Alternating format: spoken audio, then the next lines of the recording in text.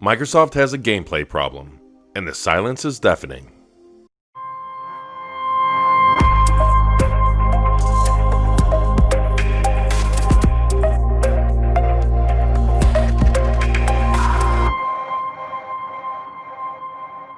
We get it. 2020 has been a rough year for everybody, the video game industry included. Consumers have seen many exciting releases and projects delayed as gaming publishers and developers transition to remote working. It's an even tougher year in which to launch a new console.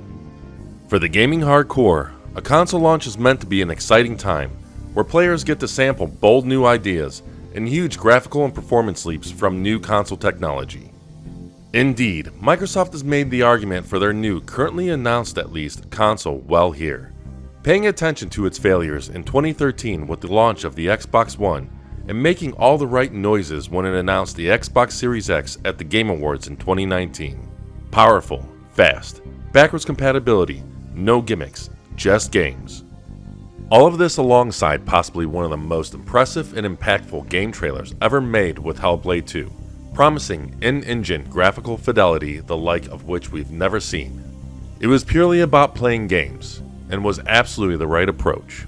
Fast forward to the May showcase, and users were promised Series X gameplay, and it's here where the trouble started for Microsoft. Gameplay, it seems, is a loose term. For the marketers and public relations folks at Microsoft, it seems to mean quick-cut trailers of in-game cutscenes and moments to some brash music. Actual gamers, however, expected something a little different. We wanted to see people playing games, pad in hand. Walk us through a set piece or a section of the game. Have the developer talking about it. Don't hide anything. It gives the viewer a genuine feel for the game, the gameplay loop, and a real glimpse at the fidelity on offer.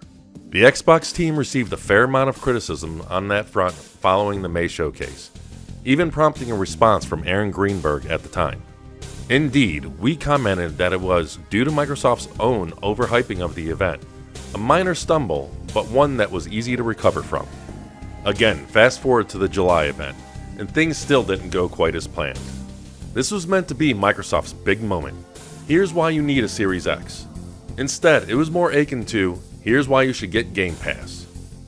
Halo Infinite was divisive due to some graphical issues, with things like pop-in and lighting bugs.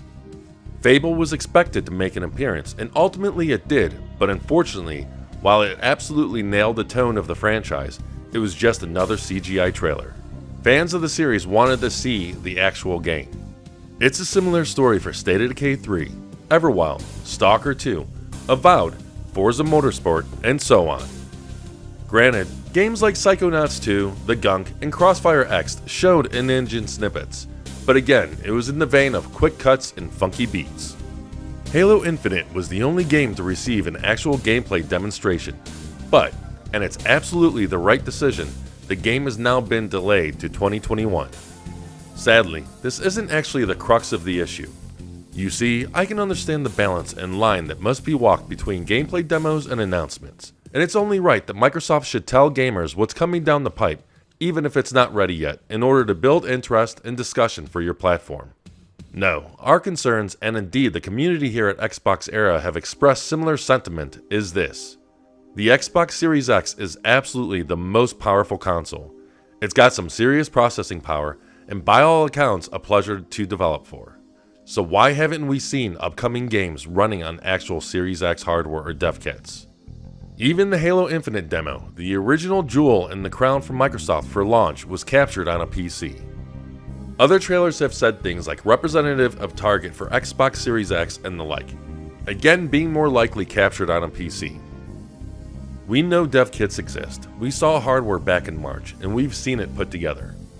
Yes, we know that Xbox game studios release all of their games on PC, but if consumers are being asked to spend money during an inevitable recession on a new console, they want to absolutely know what they're going to see on it.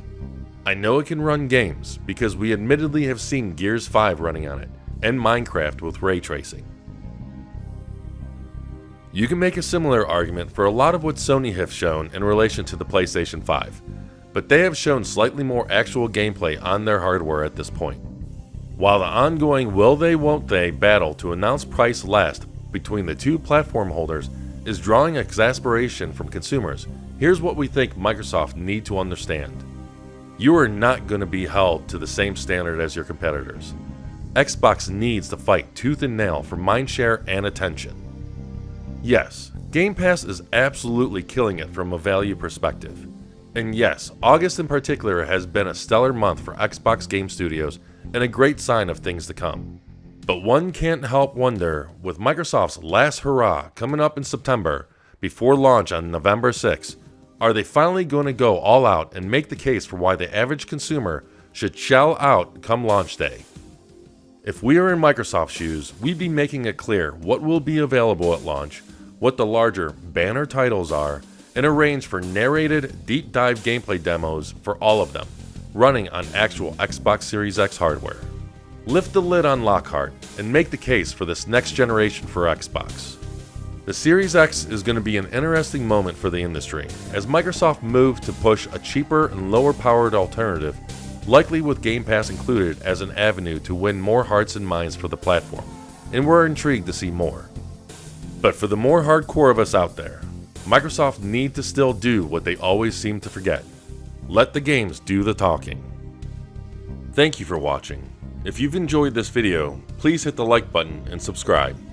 Also, in case you haven't seen or heard, we recently started a Patreon, so go ahead and check that out and see if you can help us continue creating awesome Xbox content.